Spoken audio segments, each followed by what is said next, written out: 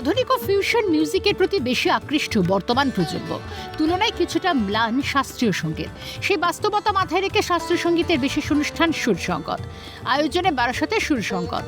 রবিবার শাস্ত্রীয় সঙ্গীতের অনুষ্ঠান হলো কলোনি মোড়ের সুভাষ ইনস্টিটিউটে। সংস্থার অষ্টম বর্ষপূর্তিতে নবিশ থেকে ওস্তাদ সব ধরনের সঙ্গীতকাররা পরিবেশন করলেন শাস্ত্রীয় সঙ্গীত। রাগ রাগিনীর সঙ্গে সাযুজ্য রেখে তাল প্রয়োগ সুরসঙ্গত অনুষ্ঠানকে ভিন্ন মাত্রায় নিয়ে যায়।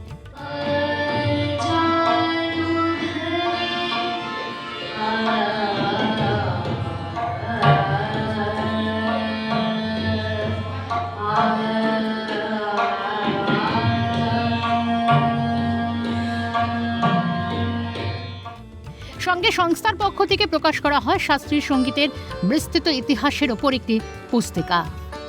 নতুন প্রজন্ম যারা, তাদের মধ্যে কী করে এটিকে জনপ্রিয় করে তোলা যায় সেটি আমাদের লক্ষ্য। এবং এই অনুষ্ঠানেও দেখবেন যে একদম ছোট ক্ষুদে শিল্পীরাও রয়েছেন, তারপরে আবার একটু কিশোর কিশোরী এদের পরিবেশনও রয়েছে, তারপরে প্রতিষ্ঠিত শিল্পীরা থাকেন সব সময়।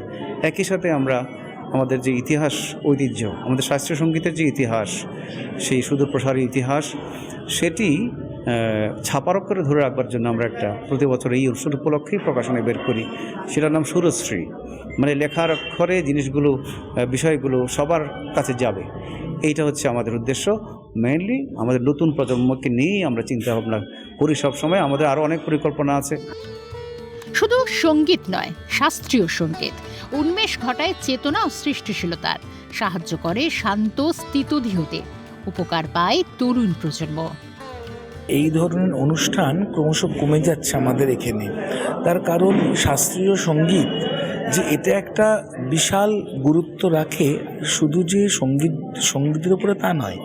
আজকাল ইয়াং জেনারেশন যেভাবে মোবাইলের উপরে আসক্তি হয়ে পড়ছে, কিংবা যেভাবে ম্যাক্সিমাম ফেসবুক, টুইটার, হোয়াটসঅ্যাপের মধ্যে ঢুকে যাচ্ছে, সেখানে যদি শাস্ত্রীয় সঙ্গীতের চর্চার মধ্যে আসে তাহলে তাদের একাগ্রতা বাড়ে, কনসেন্ট্রেশন তৈরি হয়।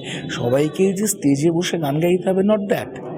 কিন্তু এই শাস্ত্রীয় সঙ্গীত শিক্ষার মাধ্যমে একটা বাচ্চার ভেতরে তার পড়াশোনা থেকে আরম্ভ করে তার ভেতরে যে সৃষ্টিশীল একটা ব্যাপার থাকে, তার একটা উন্মেষ ঘটে।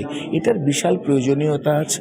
এবং শাস্ত্রীয় সঙ্গীতের যে একটা চল, সেটা কিন্তু ক্রমশ কমে যাচ্ছে। এটা খুব দুঃখের ব্যাপার, খুব কমে যাচ্ছে। সেখানে স্বর্ণময় বাবু 8 বছর ধরে প্রত্যেক বছর এই শাস্ত্রীয় সঙ্গীত অনুষ্ঠান করছে, নতুন নতুন ছেলেমেয়েদের এনকারেজ করছে, তারা শাস্ত্রীয় সঙ্গীতে মোটিভেট হচ্ছে। এবং শাস্ত্রীয় সঙ্গীতের মাধ্যমে তাদের, আমি দেখছি তাদের অন্যান্য দিকগুলো খুব, যারা খুব দুরন্ত ছিল কিংবা যারা একটু ডাইভার্ট ছিল, তারা কিন্তু আস্তে আস্তে রুট আপ হচ্ছে। শাস্ত্রীয় সঙ্গীতকে ভবিষ্যতে আরো বৃহত্তর পরিসরে পৌঁছে দেওয়াই লক্ষ্য বারাসত কলোনি মোড়ে সুভাষ ইনস্টিটিউটের। অপু শীলের রিপোর্ট, ক্যালকাটা নিউজ।